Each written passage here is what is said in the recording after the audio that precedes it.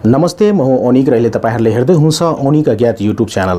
सबभन्दा पहिले साथीहरु, भिडियो स्टार्ट गर्नुभन्दा पहिले आज होली रहेको छ र होलीको सुखद उपलक्ष्यमा सम्पूर्ण साथीहरुलाई, मित्रहरुलाई देश तथा विदेशमा जति पनि हुनुहुन्छ नेपाली दाजुभाइ तथा दिदीबहिनीहरु, उहाँहरुलाई चाहिँ यो शुभ होलीको सुखद उपलक्ष्यमा पावन अवसरमा चाहिँ यहाँहरुलाई हार्दिक म शुभकामना व्यक्त गर्न चाहन्छु आफ्नो तर्फबाट पनि र त्यसमा ओनिक अज्ञात युट्युब च्यानलको परिवारको तर्फबाट।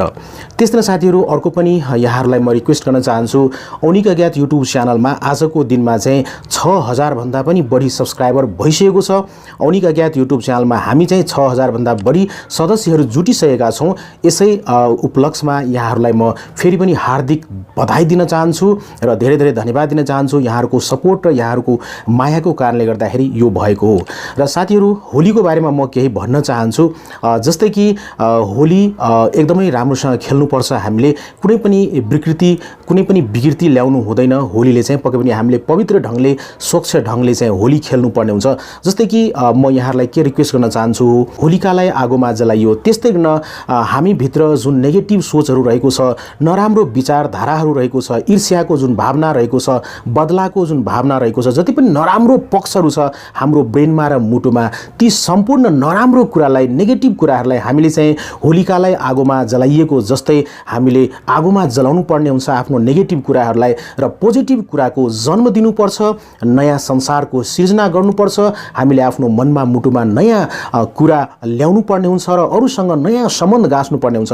जस्तै कि तपाईले देख्न सक्नुहुन्छ, अरूसँग यदि गएका दिनहरुमा, बितेका दिनहरुमा नराम्रो भएको छ भने, नराम्रो सम्बन्ध गाँसिन पुगिया छौं भने पक्कै पनि त्यो नराम्रो सम्बन्धलाई हामीले चाहिँ भस्म पार्नुपर्छ, जलाउनुपर्छ, बिर्सिनुपर्छ र सबैसँग नयाँ सम्बन्ध कायम गर्नुपर्छ।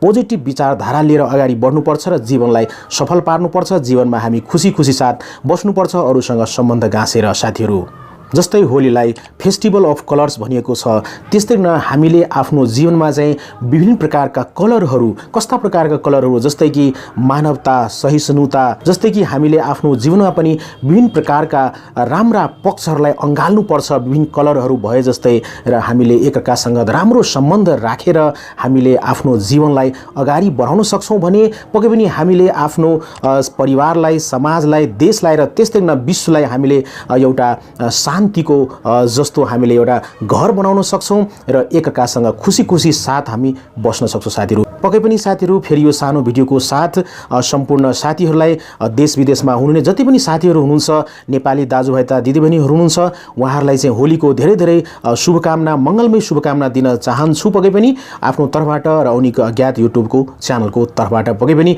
यहाँहरुको समय राम्रो होस्, हामी होली राम्रोसँग मनाऊ। एकदमै विकृति ल्याउनु हुँदैन। जस्तै कसैलाई पानी छेप्नु, फोहोर पानी छेप्नु, कसैलाई चाहिँ नराम्रो कुरा दल दिनु, हैन, किनभने स्वास्थ्यको दृष्टिकोणले त्यो नराम्रो हुन जान्छ। पक्कै पनि हामीले एउटा पवित्र ढंगले होली खेल्नु पर्ने हुन्छ। होली खेल्नु भनेको एउटा विचारको पनि होली हामीले खेल्नु पर्ने हुन्छ। रंग मात्रै खेलेर हुँदैन, हामीले आफ्नो विचारको पनि होली खेल्नु पर्ने हुन्छ। हामीले आफ्नो विचारलाई पवित्र बनाउनु पर्ने हुन्छ। बितेका दिनहरुमा जति पनि नराम्रो पक्ष थिए ती पक्षहरुलाई बिर्सेर नयाँ कुराहरुको प्रतिपादन गरेर, सृजना गरेर अरूसँग राम्रो सम्बन्ध गाँच्नुपर्छ र यो विश्वलाई, समाजलाई, देशलाई र परिवारलाई हामीले चाहिँ एकदम नै स्वच्छ बनाउन सक्छौं र खुसी साथ हामी जिउन सक्छौं। एउटा सुन्दर फुलबारी, पवित्र फुलबारी बनाउन सक्छौं र सबैजना हामीले फुलबारीमा रहेका फूलहरुको सुगन्धित बास्ना लिँदै हामी एकअर्कासँग खुसी साथ जीवन बिताउन सक्छौं। साथीहरु, बेस्ट अफ लक भन्न चाहन्छु म। Thank you so much. यहाँहरुको समय चाहिँ एकदमै शुभ होस् भन्दै आजको यो भिडियोबाट म बिदा लिन चाहन्छु। Take care, good by, Jay Nepal.